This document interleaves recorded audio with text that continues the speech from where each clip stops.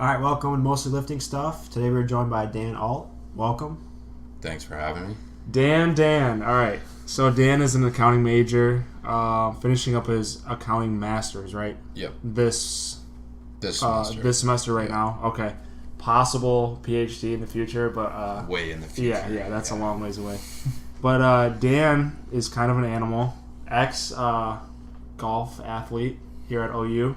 Yeah. And now he's transitioned into the triathlon lifestyle. Yeah. So you said you were training for a few this summer, right? Yep. So this summer we have, I start with a 10K run. So that's kind of the lead into, that kind of gets me warmed up, I guess I'll say. We're doing a 10K in Holland. And then I'll do a sprint in June, Olympic distance in June. Then probably another sprint, another Olympic distance, and then finishing with the age group nationals in August. Okay. Olympic distance. So I know you said you're a golfer. We both know that, but Yeah.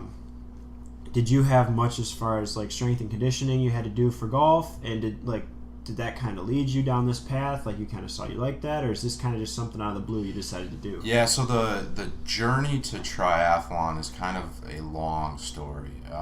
With golf, like I know there's this general perception that we don't do a whole lot, but we were lifting and doing conditioning, one or the other, in the latter part of the season every single day. So our lifting were Monday, Wednesday, Friday, and then our conditionings were Tuesday, Thursday. Conditionings were kind of more for fun, like we played soccer and we played basketball and stuff like that, just to kind of more team bonding activities than anything. But kind of what led me to get into triathlons was that the summer before my senior year, I had open heart surgery when I was a baby, so every year I go to the cardiologist, and I was starting to get in a position where when I was lifting, I was lifting like a substantial weight for what I felt I was doing. So that came up with talks with the cardiologist, and he was saying like, well, if you're starting to exert yourself, I have naturally high blood pressure, so when you're lifting, that period between whether you're either going to get the rep or you're going to need your spotter to pick it up off you.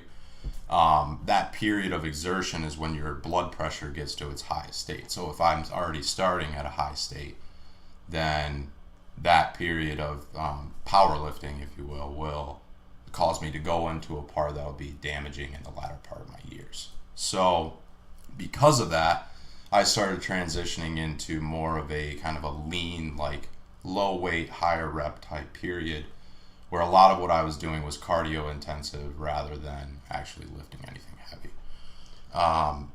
So with that, that's when the running started coming about, and more of the cardio stuff, and kind of transitioned into something a little bit different for me. So I kind of remember you lost a decent amount of weight, didn't you? Yeah, so when I started, I woke up one morning, I was like, you know what? I want to have a six-pack. That's honest to God. Like, I know that's a superficial goal, but I literally was like, it's time. Like, I want to get a six-pack. I told my roommate. So I was 220 at the time. So I asked him, I was like, what weight do you think I need to be in order to see a six-pack on my body? He's like, 185. I was like, all right. Like, that's where we'll go. And we kind of had a joke at the time. It was, he's like 150. He's a 155-pound soaking wet Irish kid that cannot hold an ounce of weight on him for anything. So our joke was we were going to approach 185 from two different directions. So like I was coming from 220, he's coming from 155. So it kind of was a way for us to start working out. We took before pictures, like we were all about it. And what it became was kind of this steady. So the end goal was like six-pack. But then along that way, there was stepping stones to getting there. So I knew I was thinking around 185 to get there, but I didn't just go like, let's go straight to 185. It's like, let's go to 205. Then let's go to 195. Let's go to 190. Because it got progressively more difficult to lose weight because I was starting to run out of things to do in the gym. And that's kind of another part of where the triathlon came. Getting into the pool, which we need to talk about swimming. At some stage we can talk about swimming, but anyways, so yeah, I ended up losing. I'm like 175 right now. I got to 185 and I didn't look quite the way I wanted to. There's pictures like here and there, and you can see when I'm at 185, like there's like a thin outline of maybe a six pack if you had some imagination. Okay. And like once I got to that point, I was like, all right, we got to do 10 more pounds. And then, sure enough, we got there at a certain point. So did your roommate get to 185? No, he's still 155. He's probably lower than that. He's probably 150 because he would always like when I would weigh myself, I would take off everything and like jump on the scale like and be his like, and he would do the opposite. He would put on his shoes, like put on a sweatshirt, and, like try to like when he had everything on, that's when he weighed himself. But he never really got around to it. I see him there putting the work in. He was there today, actually. He was there today. He just doesn't eat enough food. Like, who's this? Mark Norton. He's on the golf team. He's really scrawny. Like his glasses. Yeah. Oh yeah. He was there today. I think I saw him on a leg extension or something. Yeah. He tries, but it's just never really worked out for him. That's the problem. I think a lot of people think it's like a linear progression. Yeah. They think, oh, like I'm gonna start running or I'm gonna start doing this and I'm gonna lose 5 pounds a week until I get to my target weight. What they don't realize is like, even like gaining weight is the exact same way. Like, say you're like for me, I went from like 225 to 230 in like a couple months, and it was like, okay, now this like whole bunch of food that I think I'm eating like this massive quantity of, well, now that's my maintenance calories. Right. That's what I have to eat to maintain. So if I want to keep gaining weight, got to keep eating more. Yeah. And it's the same with losing weight. Like you probably experienced that, where it's just like you start doing things one way, and then if you want to continue, like it'll work for a while, but if you want it to continue, right, you have to change. Yeah, I've always said with dieting or whatever that it's twofold for me. So it's one is the goal. Like there's got to be some sort of goal. So like I said, my goal was getting a six pack. Well, that's the end goal, but like you were saying, it's not linear. You don't just go right to that all of a sudden. Like there's intermediate goals along the way that are kind of stepping stones to get there. And then the other part of that is it sustainable? Like at a certain point, everything that you're doing, this is why I don't think like keto diets. I think a lot of people do them. A lot of people look great doing them. It works for a lot of people. But at the same time, is that something that you're honestly going to do for the rest of your life? Like, right. When you have children, like the way you eat, like your kids aren't going to have fruits and vegetables with you. Like that doesn't, like if that doesn't sound right, like maybe that's not something I should train my body to become accustomed to, even if it's for 2 or 3 years, because then that means when I stop, it's going to go back. So that sustainability of the diet as well as exercising. So like for me, I don't personally wake up every morning thinking like I want to power lift every day for the rest of my life. Like when I'm 65, I think about like wanting to be able to go for a jog or wanting to bike ride or being mobile enough to do the things that I like. So that's kind of another reason why I kind of set on triathlon, because like running, I'm not a great runner. And if all you do every day is run, at a certain point, something's going to give out. Oh, yeah, you're breaking it down. Yeah, so sports like cycling, sports like swimming, those lower impact, the higher mobility exercises, for me, is something that I see myself doing long term. And as a result, I went that route so that I could maintain the weight and fitness level that I like for a longer period of time. Right, and I feel like with like me and Austin right now, we're training more of like the powerlifting style. Yeah. But like, I know it's not. There's no end game to it. There's no like when I'm 55. I mean, I'd love to be able to still lift heavy weights, but I understand that I need to listen to my body and like, kind of follow what my body enables me to do. And like I think we're kind of like-minded in that we're both like competitive people. Right. And when one thing kind of goes away, I'll find something else that I can be equally as passionate about. Like in high school, it was all sports. 3 sports a year. Right. We're always practicing. We're always playing. Always busy. In the summer, we're Yep. always busy. And then, that goes away. We come here, and then it's like, hey, I really enjoy lifting weights. So then we start doing that. So I think that's kind of like the same thing with you. You have the golf filling your time and that competitiveness. Yeah, for sure.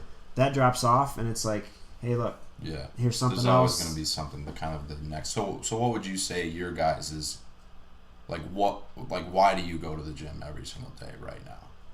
Right now, I'm actually planning on entering a powerlifting competition this year. I want to compete. I just want to push myself to the limits a little bit. I want to put myself in that environment. But I enjoy strength training. Yeah. I enjoy the feeling of studying technique and improving technique and because I want to do things the best way possible, and I want to know that I did that the best way possible. Right. And I think that by doing that, there's a lot of technique. Just like with golf, just like with baseball, with anything. Yeah. There's a right way to do it. Yeah, you get down to the nitty gritty, and you can really identify ways to improve yourself, even if you think you're doing things, perfect. Right.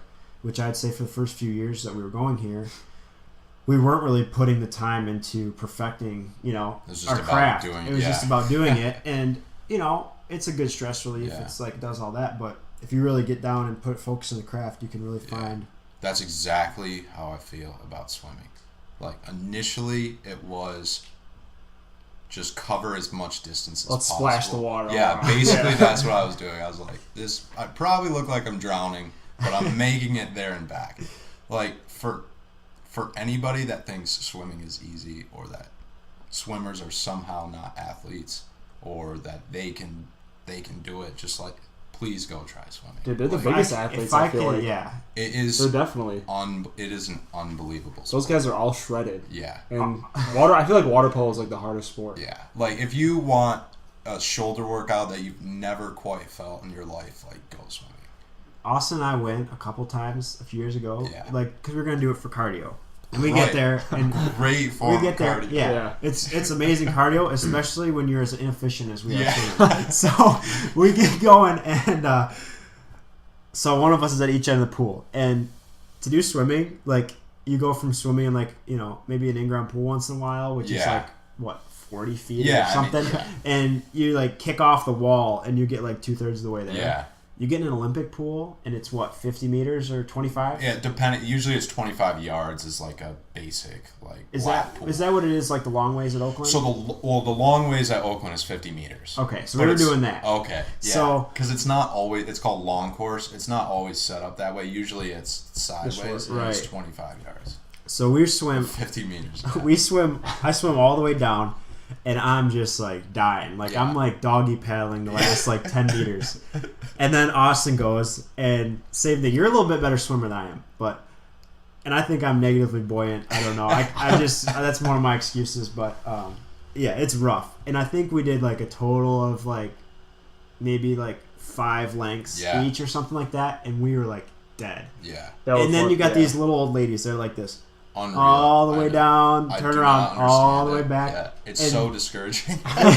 They're just cruising, and you're like, "What the hell?" You're like, "I'm so much younger than this person. I'm in better shape," and they're just they're killing back and forth. They're like a pinball going back and forth, and we're doggy paddle alongside them, splashing water and shit. We're just. I remember my lungs being on fire that day. Yeah. That was bad. This past week my girlfriend was on the swim team. So she was kind of another reason why I got into swimming. But this past week was the first time ever that I beat her in one length there and back. But I'm full tilt, freestyle swimming, and she's just kicking. Okay. Just with she holds onto the board and only kicks her feet. And this past, after a year of swimming, it's the first time I've ever beat her where she's only doing half of, what she would normally be doing. Did you study technique much, or did you just kind of YouTube or anything like that? Yeah, so I've tried to stay off YouTube. That's usually what people swimmers will say. Stay off YouTube. Okay. Just because you can develop bad techniques off of watching the wrong thing. So most of all I've learned about swimming is watching my girlfriend swim and her telling me specific ways I should feel. Okay. Or like showing me like I'm sure there is really great material like on YouTube. Right. I just never really got into that part of it. Like I know there's articles about like proper techniques and whatnot.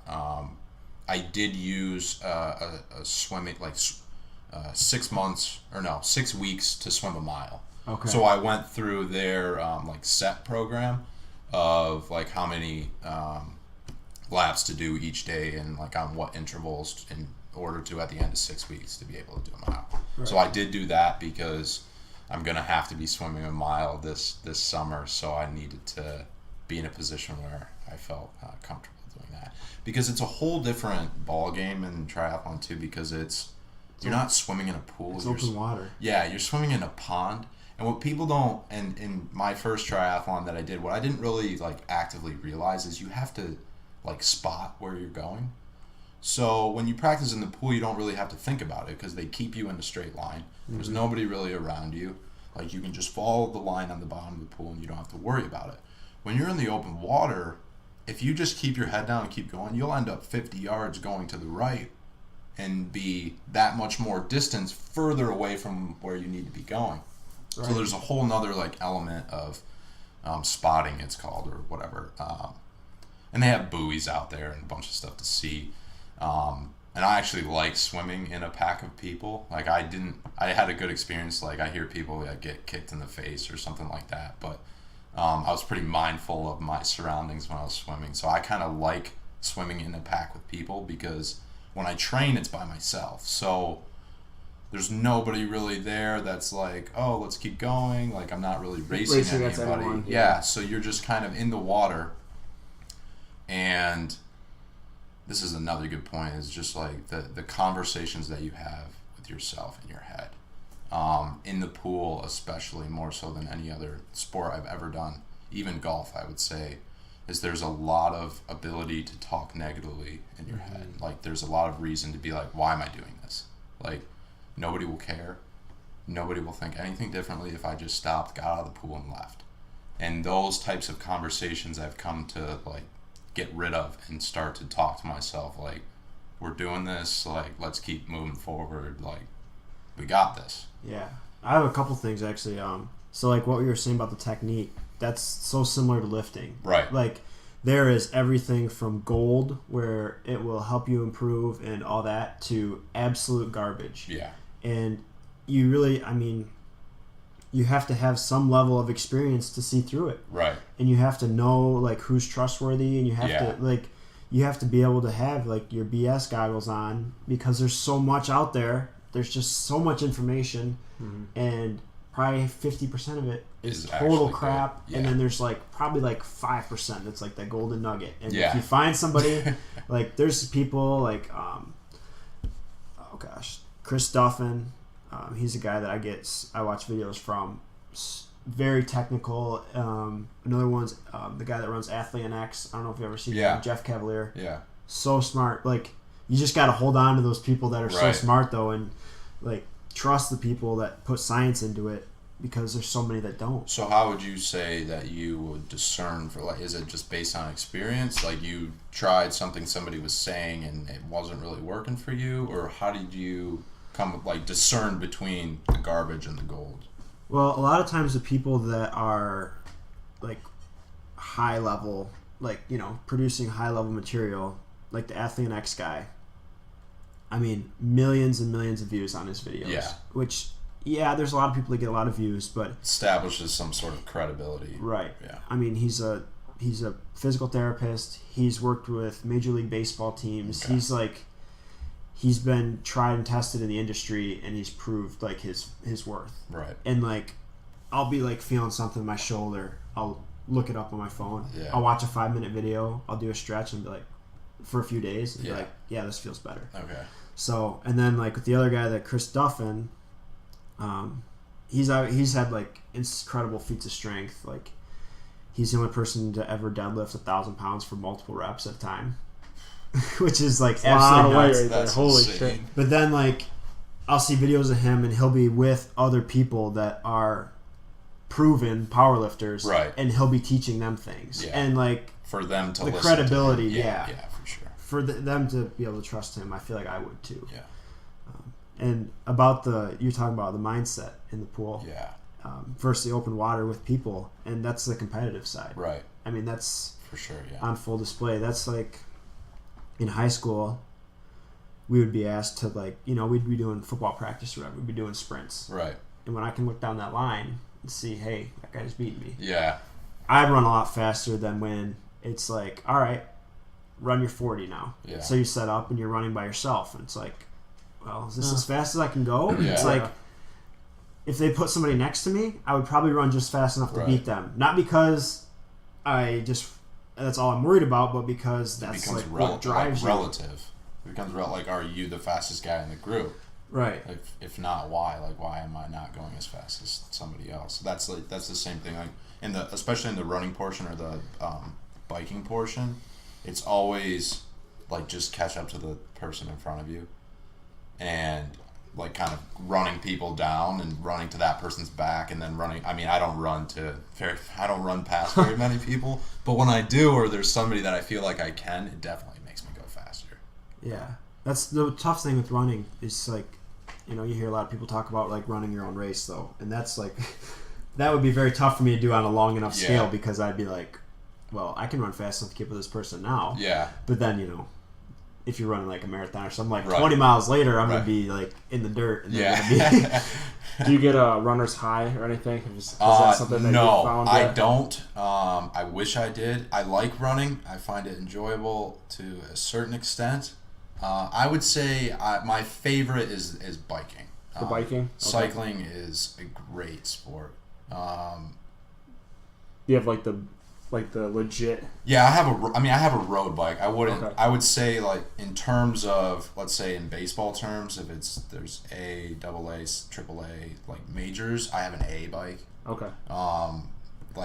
But still, that's better. It's better than nothing by all means. Like when I was first getting into it, I got a nice road bike so that I wouldn't get discouraged by doing it. Like when I went into the first one, I wanted to do the first one well, so I wouldn't be like, I'm never doing this again. That. Yeah, so I was fortunate enough to be able to like start that way,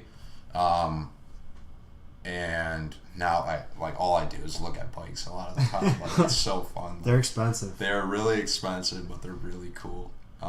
What's a good road bike run like?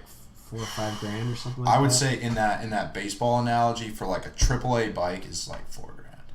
Yeah. I mean, mine was like a little over 1,000. Okay. And that just kind of got me into the game, and I'm very happy with it. But there's always like the next best thing, of course. But it's fun. I like biking. There's not a lot of good spots to do it around here. Stony Creek's like that way. That's pretty much where you go to road bike. Yeah. But even cycling, like doing spin classes or stuff like that, like just changing it up. Like afterwards, nothing ever hurts. Like you're sore, but like you've just been spinning, low impact, like no like pains or anything like that, which I think's nice. But right, there's no like the extension is pretty limited. Yeah, you're like you're not really ever extending your legs like fully. Right, you're not really like. Your hips are in like a pretty comfortable position because you're kind of like sitting. Right. Nothing on the knees. No, yeah. It's I get a lot of knee pain. Yeah. I have an uncle that rides a lot. Okay. And like I remember being like probably like 8 or 9 years old, and we were at their house, and he's like, "Hey, pick up that bike." And I'm like, one hand, I'm just like, "Oh my gosh!" It's like, mine's not quite like that, but some of them are like impressively light. Yeah. The amount of money that goes into dropping like 100 grams like off a bike is laughable. It's wild. Yeah. And then there's like that's just road bikes. I know a guy that I used to work with that got like a nice trail bike, and that was like $2,300. Are those the big tire ones? They have a little bit wider tires, but super light too. Yeah, it can go on different terrains and stuff like that. Me and my dad have actually started to get into mountain biking quite a bit. There's a really good mountain biking trail in Pontiac. If you have a mountain bike, like go out and mountain bike. It's so much fun. Like people forget how good biking is because it's like something that's associated with like when you were a kid, like you went out and rode your bike. Mountain biking is one of if you know like HIIT training, like that's basically what mountain biking is because You kind of coast, you go downhill for a while, and then you start going up a hill that feels like you're running into a wall, and then it gets your heart rate up, and then it's just up and down. It's a good sport. There's a lot of good stuff to get you outside. Yeah. So I have a question, because with you talking about mentality and stuff like that in the water, it made me think of a book I just read. Have you ever heard of David Goggins? Yeah, I follow him. Yeah, I just read his book, unbelievable. and like when you were talking about like the voice in your head and stuff, Yeah. like this guy went through all the SEALs training, Yep. and now he does ultra marathons Yeah. and triathlons. He's like everything the else. only ultra marathon runner with a huge like chest. Like Yeah. he's still like, after all of the miles he's run, like he has not lost that like big upper body still, which I think is Time out. incredible. What's an ultra marathon? 100. miles. Running. Okay. Just running. Just running. Just Yeah. straight up 100 miles. Yeah, I mean that's foot. that's what's considered an ultra. Like they make more than them. There's like a 125-mile race too, but like they're called endurance athletes too. Okay. Yeah, he's nuts though. Yeah. But he actually had a heart condition too. I don't know if you Yeah. knew that. Yeah. He had, I think he had a hole in his heart. Yeah. But that guy is Yeah. probably the baddest dude on the planet, honestly. There's this other guy. So another guy he's literally called the Iron Cowboy. I don't know if you guys have heard of this guy, but he did 50 full Ironman length distances in 50 days consecutively across 50 different states. So the Ironman distance is... So Ironman distance is a 2.4 mile swim, 112 mile bike, and then a full marathon at the end of that. And he did that 50 days in a row. That's nuts. With traveling times. And one of his big things with the mindset I read it the other day is intentionally making yourself uncomfortable. Mm-hmm. So like when you work out, you want to practice.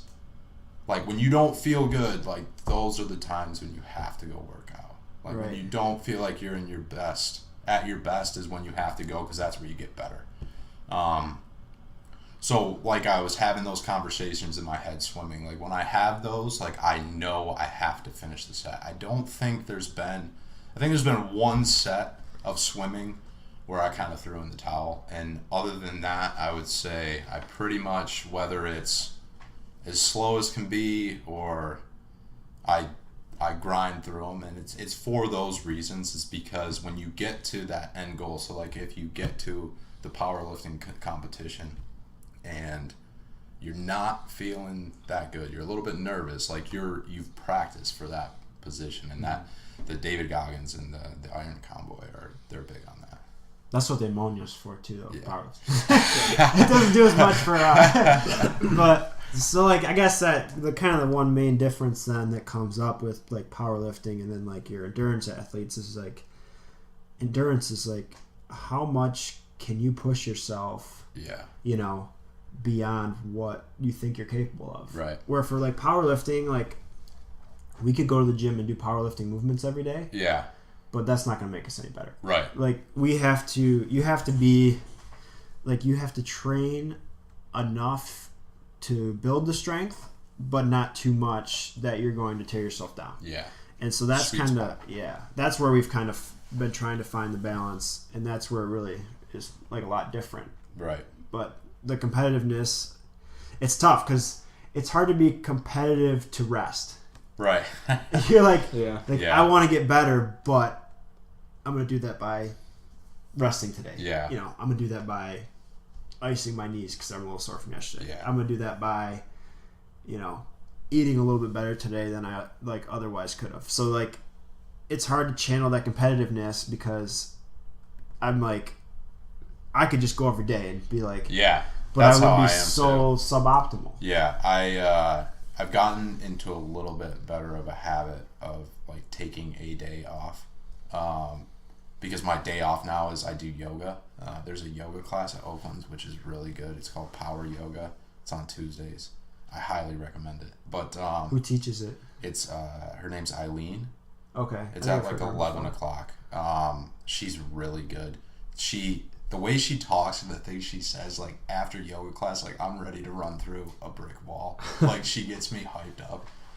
Because it's not like a slow flow, like like long stretches and stuff like that. Like there's good movements in it, along with stretching. So it's kind of twofold in that it kind of helps me have that rest day like you're talking about, but also kind of stretch a little bit to keep my body going. Yeah. I try to incorporate like foam rolling and stuff like that, but ultimately the rest for us is what's most important. Yeah. Especially now, we've been in this program now, and it's been pretty tough. What are you guys doing right now? So right now it's 3 days a week, which it's funny because people will ask us to be like, "Oh, like how many days a week you guys lift?" And we'll be like, 3. They're like, what? I'm going every day. And it's like we used to go like 5 or 6. Yeah. But it's 3. But we're doing like so today was like our bench day. So we did 6 sets of 4 with bench. And you want to do a weight you can do across all the sets, which is actually like quite a few sets for benching like heavy. For sure. And then it's 4 sets of 6 on incline, and then it's 2 sets of 8 to 10 for shoulder press. But like our chest and shoulders are going to be sore for like 2 or 3 days. Yeah. And it's definitely something like, because you're training at like such a like maximum load for like a decent amount of sets. So we only do 3 exercises, but I mean, you're getting as much out of it as if we would have done like 4 or 5 exercises, but not training as hard or like as high intensity for those. Right. So like the leg days have been like absolutely brutal. Like our legs, like mine are still like a little bit sore. This is the best they've been as far as soreness. But that was from Friday. So I'm not feeling it today as much, but I do not miss that, the leg days. I haven't done a formal leg lifting day in a very long time, because everything I do is technically legs, like but I don't have to lift weights doing it. It's more of like from an endurance standpoint, which is really nice. But I definitely don't miss leg days. It's always like the one day where it's like, I could puke today. Yep. Especially that first half was really bad. It's been a little better, but still, there's some days you're just like, holy crap.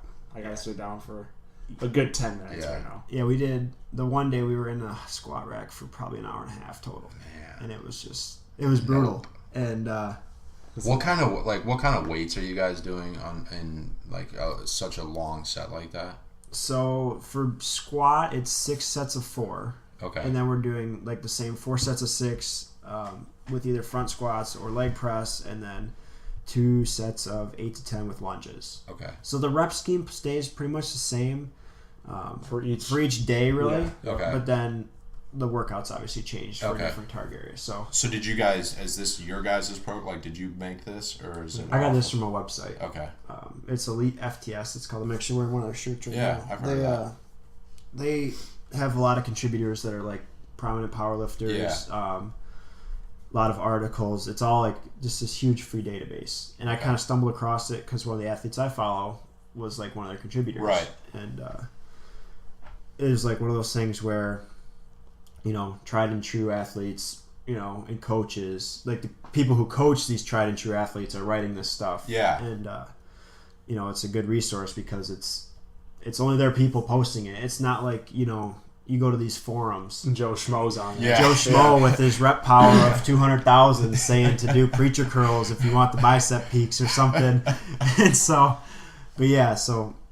obviously trying to find like reputable sources, and we feel like we found one here, and I mean we're seeing improvements. Oh, definitely. Yeah. The way that the program is like periodized is like a linear progression right now, which is starting to get challenging. Today was tough. Yeah. But so basically like you're doing the same, like for bench you're doing 6 sets of 4 every week, but you should aim to increase by 5 to 10 pounds per week, which across that many reps you're able to progress because if your form is improving and your strength is improving some because you do have a week between doing it. Right. Like you're able to do more than you think you're capable of, I'd say. Oh, definitely. But yeah, you definitely. But if you hit like a plateau where you can't get it, you stay at that. Like you stay until you can get the next one. So it's not going to be in the end. It won't be like a perfect linear. It'll be like plateau. Like just kind of slowly inching up. But it's been good. It's been challenging. Yeah, and they're actually like pretty long workouts because we try to do like a lot of like nice warm up sets. Yeah. I noticed just because Good. it's like a lot of weight. Yeah, By the sure. time you get to that amount, Yeah. it's just a lot. So we try to go like slow and Yeah, we've really been focused on quality of movement. Yeah. mm-hmm. Do you guys ever do cardio? Yeah. Probably, well, right now I'm in intramural floor hockey. Okay. So that's an hour of like running and Yeah. pushing people and all that good stuff. Yeah. And, but usually another, like once a week or so, we'll go play basketball or... I play twice a week in a men's league, so okay. I'm pretty busy. Yeah. Yeah. Nice. But for me, like, what you said with golf, where you're, you guys would go play basketball and stuff like that. Like, going and standing on a stair stepper for an hour does nothing for me. I just want to blow my freaking brains out. Yeah, that's tough. Yeah. But I could play at 2 hours of basketball and be like, holy crap, like, I was here for 2 hours. Fast, yeah. So, but that's back to the competitive. Yeah, that's why I initially reached out to you guys. I was like, I need somebody to start training with, like, because over the winter, I've been inside on the treadmill, or I just got a trainer for my bike so I can set it up like inside and ride on my bike, because I'm trying to get a little bit more used to just being in the saddle for that long of time. But I was staring at the wall like, man, I need something here. Like, I need to get outside. Somebody's got to run with me. Like, things got to change. So I got somebody running with me now a little bit, which is nice. But need more people around Oakland to get some bikes. Start a cycle gang, if you will. A cycle gang. I like that. Gang. Is there good riding around like campus, or? I see a lot of people biking around campus. Yeah, right around campus is pretty good. There's a good trail that like goes quite a ways, but there's quite a few stops. Really all that there is like over in Stony Creek for road biking. But I used to work right next to that, so there's a lot of people that would go right over after work, and it was nice. I mean, it was because you didn't have to pay the entry fee if you entered on your bike. Yeah. And so they have the bike in the back of their car, and our work was like connected, and they'd roll right through. Yeah. Yeah, it's definitely something that if you have a group of people, it's easier to stay motivated. Right. I see a guy training at Oakland though with like the Iron Man. Like, yeah, there's a couple or like a hat or something. Yeah, there's a couple older guys that they're there like all the time, swimming or doing something. Just kind of nervous to go up to them and be like, hey, can I train with you? Just because, and that's another big thing. Like, I don't know how good they are. Like, I don't know if I'm gonna get in the water and they're gonna kill me, or like they've probably been riding bikes for 20 or 30 years now. Right. And I'm still in that, like, this is my second real year of like doing this stuff. Which is good. Like my girlfriend too has been doing it for a little bit longer than me, and she's so much better than me. She crushes me. I think so. We did one together last year. I think she beat me by like 10 minutes, which is quite a bit of time, like over the course of an hour. But this is my year. I'm gonna beat her this year. Okay. I've been training way harder than her over this winter. She's just been kind of coasting, and I'm gonna get her this year. So, and I want so badly to like be able to have my phone, so if I ever passed her like on the course, because usually girls go out before guys. Like, so if I ever passed her on the way out, like I would want to get a picture of her face, because she would just be shocked. That's a call out. That's an official. That's the goal right there. That's the official call out. All right, I like it. Yeah. You said it out loud on recording. I mean, I've said it to her too, but I'm glad that other people know now as well. Some WWE style. Except for instead of like hitting her with a chair, you just run past her. Clip her on the bike. Bike past her with a helmet and sunglasses on, and you really can't recognize each other. Yeah. So is biking excuse me. Is biking more about like just like a mental focus and like pushing yourself, or is it more about like getting in a rhythm? Like, I'd say a combination of the two. So there's a lot to do with like cadence. It's called, so like keeping your RPMs at a certain point. So that has a lot to do with like the shifting, like going up and down the hill.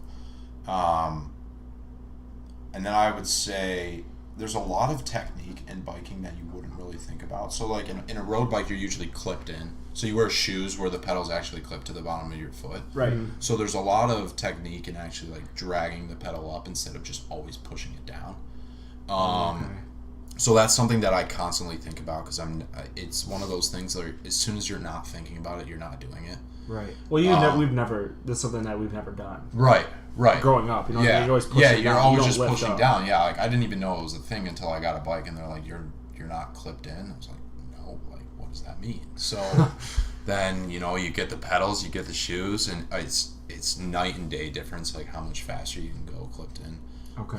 Because you get so much more of that momentum coming out of that. I would say, for me, I just try to go as fast as possible downhill. Like even if it's like a little gradient going down, because it doesn't feel like you're working as hard, obviously. And then whenever it's uphill, like I try to get out of the seat and pump as hard as possible. But I would say mentally, because it's over the longest period of time of like what we're doing. Like in a full Ironman, they spend like 5-6 hours on the bike. Like that's a long time to be sitting in the same spot and just basically grinding the entire time.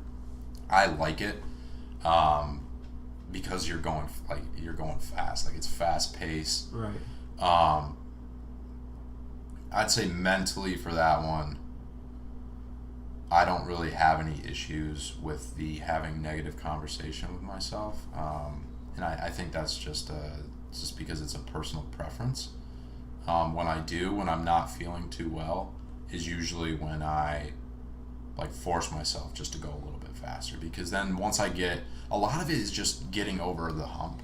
So even with like weightlifting, like with you guys, like I was talking about like way earlier on. Like there's a period of time in the lift, whether it's like a blink of an eye, a split second, where you're either gonna like get the rep or you're not. And I would say it's the exact same thing with swimming or cardio or whatever you're doing. There's a minute or 2 minutes of time where you're either just gonna kind of get through it, or you're gonna take the step over the hurdle and you're gonna keep going, and it's gonna be way better than you expected. So do you believe in like a second win then? Oh yeah, for sure. Yeah, absolutely. Because that's kind of what you're describing, right? Yeah. So you're hitting that second win, and like if you're able to overcome that like kind of that like initial lull, right? Like let it drive you. They talk about like with like track, like when you're on a mile, like I think a lot of times people's slowest lap is the second lap. Yeah, like that's where you hit that lull. That's funny because my slowest mile always feels like it's the second mile, and then like once I'm over the second mile, like I'm ready to go. Yeah. I guess I never just thought of it as a second win, but I mean, yeah, that's exactly what it is. And it's just the difference of whether or not you get caught up in that or whether you just plow right through it. Right. Yeah, I know when I run like the second trip down the court. Always the worst one. Yeah. See, basketball for me is like where I get my sprints in. I really, really enjoy playing basketball because you're not running the entire time.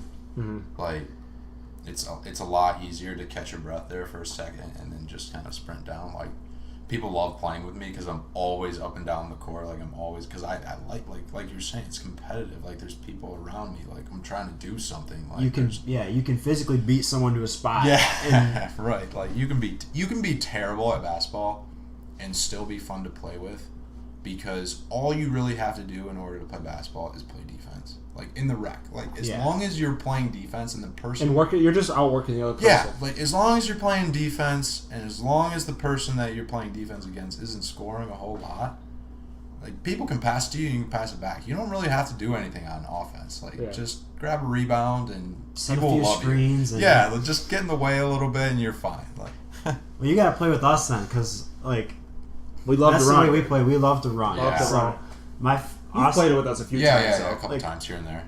Austin knows, like, I'm like looking for him because I will get like rebounds and stuff. Yeah. But I also kind of play like a point guard, so I'll get the ball, and a lot of times I already know he's like 3/4 of the way down the court. So a lot of times I'll just grab it and turn and chuck it because I know where he is. He's taller than everybody else, and odds are. Yeah. We love it, dude. You got to get the leak out dunks. Yeah. Man. That's how you get them. I still remember we were playing freshman year, and the ball got we were on the wing on the one side, and the ball got tipped, and I made eye contact with Austin, and we've been playing together since we were 6th grade or something. Yeah. And so a lot of years. the ball was going towards the corner, and we were on defense, and he looks at me and he sees, he's like, all right, he's gonna get it. Yeah. He just takes off. Just starts running. I literally just grabbed the ball, and I knew he was running, and I just two-handed over my head. That was one of the best look. moments at the rack, dude. And I kid you not, Austin caught it in the breadbasket at the free throw line, took 2 steps and went up and dunked it. And everyone we were playing with was looking at us what the hell just happened? How did that even happen? It's it was planned. But it was just that split second, and just running the court, it just makes so much difference because Austin knows that if he runs the court, you're just gonna throw it. You're gonna tear people apart too because people don't. Oh yeah, and that's the thing. Nobody is willing to run that that often in the rack for the most part. Oh, dude, the rack. Yeah. You gotta, like you said, I like your midday thing because that's when people actually go up there and play. Right. Because at night, dude, there's usually we're just walking it up one on one. Oh, terrible. Yeah. Just let's get it to the red line and launch 3, and then we'll just go to the other side. All right. Some people don't even make it past the half-court line the entire game. Right. And, for me, if I'm going to play, my dad's a basketball coach. Yeah. We had a good coach in high school. We know how to play. We're competitive to the point that if we're going to play, we're going to play to win. Yeah. And if we're going to play to win, we're going to play a style that reflects that. We're not going to be, just because we're not going to out-athlete or not out-talent anyone. Yeah. Right. We're not, the best Just basketball hustle. players in the world, Yeah. but we can run a lot harder and, outthink you, I guess, in the game. And I think that's kind of what I do, going into triathlons. I know I haven't been swimming that long, or I know I haven't been cycling or running that long either, but I'm putting in the time right now so that when I get there, people say oh, you can just do it to finish. I can't really do that. I don't want. It's not about just finishing for me. I want to do it well. I want to get done with it and be With that being said, do you have a goal time in mind? Yeah. Do you have a goal for each individual thing, Yes. or an end goal, or is that it's all kind of wrapped up? Yeah, it's all one of wrapped the up in same one? because it's hard to pick on transitions and that because there's a lot of different elements to that with how the course is laid out. So it's hard to pick. Do you have clothes and stuff sitting at the transition? Is that how that works? Okay. Yeah. So I'll kind of do a walkthrough. So you start with the swim. Usually there's a wetsuit involved. I've never done a triathlon with a wetsuit, but I have a wetsuit for when I get to use it. But so you're usually in some sort of spandex, jumpsuit type thing. Then you have a wetsuit over that. And then shotgun start, everybody runs into the water, your time's started. So then after the swim, you come into transition 1. And usually that's where you take off your wetsuit. Then you put on your cycling shoes. A lot of people have the cycling shoes already clipped into the bike, and they just run with their bike and then hop on the bike and put their shoes on while they're on the bike, which is insane. I would not do that. I wouldn't recommend that. You're going to fall over? I feel like a lot more could go wrong instead of right with doing that. That's probably something you'd have to practice. Oh, yeah. They practice that a lot. What I thought of was a baton. Yeah. Handed it off. Yeah, so you get your helmet on, you get all that stuff on, you go bike, and then you come back, same thing. A lot of people will just hop off with the shoes still on the bike. That would be the one that I would maybe consider doing because my shoes are good enough where I can just kind of snap them off. Yeah. But then you just throw on your running shoes and then away you go. So the time is always going. So what's the approximate total race time for the sprint? The sprint, I would say,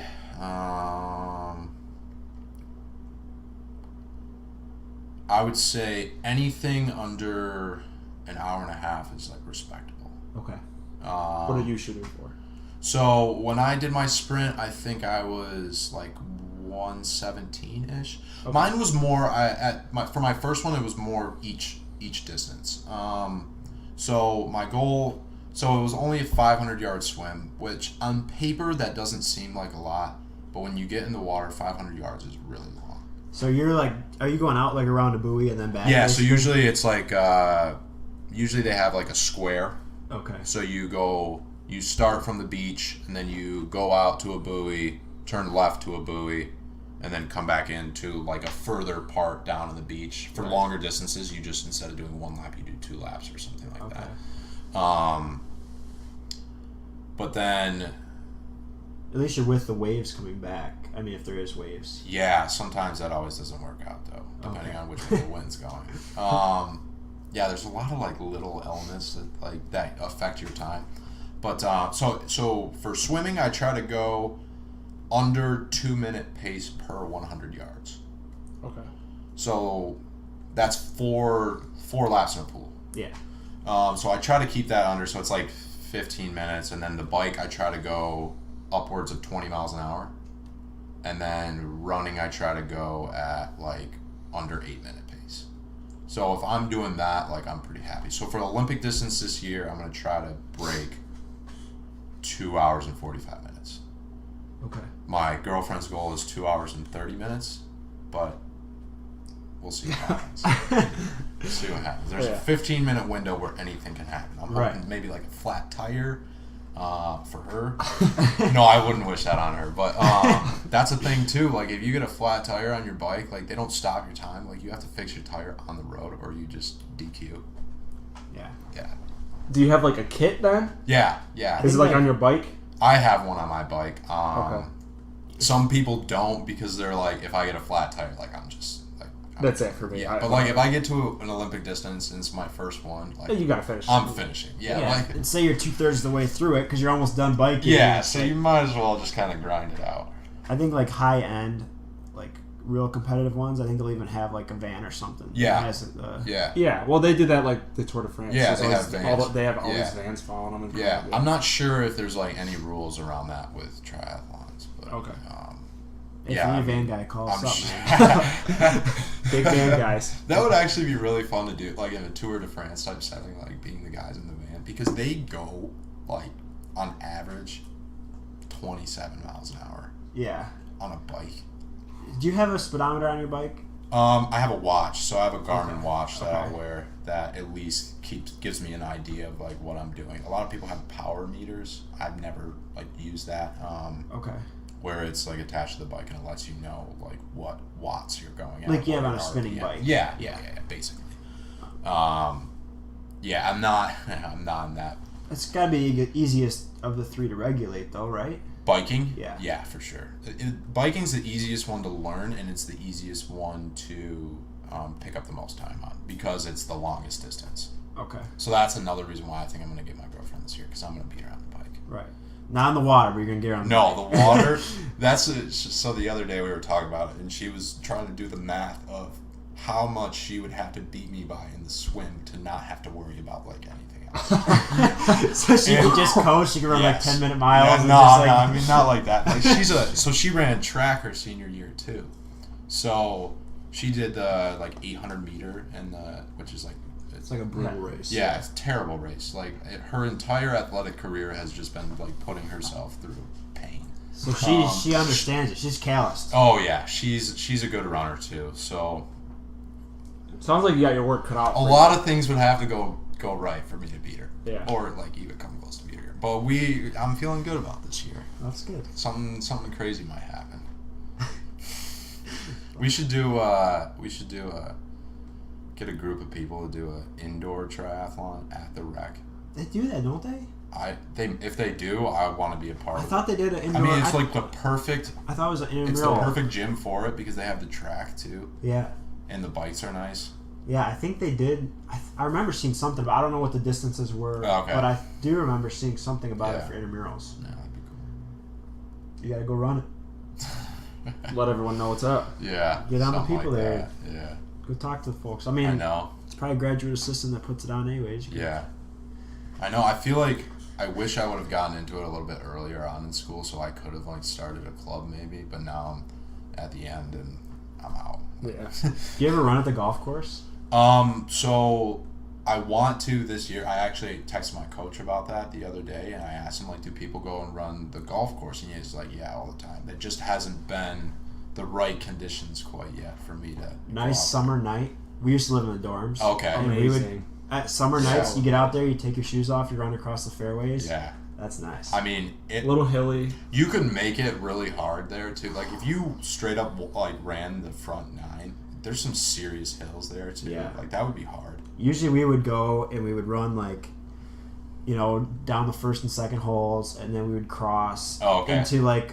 So you didn't like go up the par. We would cross into like 16. Okay. That par 5, Yeah. and we'd run through that, and then we'd go into Scharf, and then we'd usually get lost, and then we would because we can't afford Scharf, Yeah. so we don't know where we're We've going. never been in Scharf. Yeah. So then we'd get our phone out, we'd look at a map, and it'd be like dark out, so we'd be like, all right, you gotta go like 2 fairways that way, and then we're gonna go left. So we'd do that, and then we'd wind up on a hole that looked familiar, and then we'd work your way back in. Yeah, it's like the grass is so short and so soft, you just like float out there basically. Yeah. Then you hit a big uphill, and you're like, wow. Yeah. But no, that's a good spot for it. Yeah. Oh yeah, for sure. I wish road biking was a little bit nicer around here. Yeah, if they had all paved cart paths, you could bike out there. Yeah. It'd be kind of rough though, because Yeah. cart paths usually aren't that well maintained. They probably wouldn't be too happy about that either out there. Yeah. The maintenance crew. Probably not. Yeah. A bunch of bike tracks all over the place. Cutting right across greens and stuff. Like, Yeah. You gotta do what you gotta do. Yeah. So you're getting back into golf this year? This is the... It might come full circle. Maybe this summer I probably will get dragged into playing into some. I have one more year of exemption into the Tournament of Champions. It's called. It's this tournament that I won some tournament in junior golf, and I got a bunch of years of exemption. It's in July. I might play in it. It's in July. But I told myself if I am gonna play in it, I'm not gonna practice at all. I'm just gonna show up because I'll probably play way better than I would if I like actively tried to play well. Yeah. You've been to Top Golf yet? I think I actually. Yeah, I've been to one in Arizona. I haven't been to right. this one, but I heard good things about it. Yeah. At the time when I went, I was like in tournament golf mode, so I guess I was thinking it was gonna be more of like a golf range. I didn't really like see it as more of it's like a party there. It's I like feel a bar. Yeah, it's like a bar. Yeah. So I think now I'd have a great time going to Top Golf. I just haven't been out there yet. Gotcha. Have you guys been out there? I haven't. Yeah. I have. I haven't swung a club yet this year. I got a trip at the end of April. Hey, we'll We gotta go. Yeah. We'll get to the range here pretty soon. I got a little bit of instruction from Matt, who used to golf at Oakland, and that helped me last year. And then he went back to Ireland, and it was all downhill from there for me. So he straightened me out. He had me playing a little bit of a draw, which was like the first time ever, and I was like, wow, this is nice. Don't worry, next time you go, I'll go the opposite way. Yeah, that's how it goes. At least with running, it's a straight line, right? Yeah. Sure. Well, you got any wisdom to leave? I would say my wisdom is kind of going back to the conversations we have in our head. With everything, whether it be class, relationships, working out, work. The only person that can hear what you're saying in your head is you. So you can either choose to turn that situation with a positive light, or you can choose to turn it in a negative light. And at the end of the day, it really all is a choice of how you're going to perceive that scenario. So stay positive. I Good like stuff. it. Yeah, I like it. And how can people? What's your Instagram? So if anybody's like, we'll put it in the bio or in the. Yeah, Instagram is just DAULT 14. So like 14. Yeah. If anybody's looking to train triathlon, that's your guy. Look me up. It's fun. Well, it's not really. It is fun. I'm just talking about being positive. Yeah. It is. It's great. It's great. We love it. It's a great sport to be able to talk about. Like it's fun to. It's something that I feel like not a lot of people. It's way more common like overseas. Like in America, it's not super like thought about. Yeah. But without fail, like after every single workout, I'm always like, this is cool. Like I'm glad I do this. Mm-hmm. So if you ever had any interest, look me up. All right. Well, thanks for coming out. Thanks for having me, guys. Appreciate it. Of course. All right. Thank you for listening.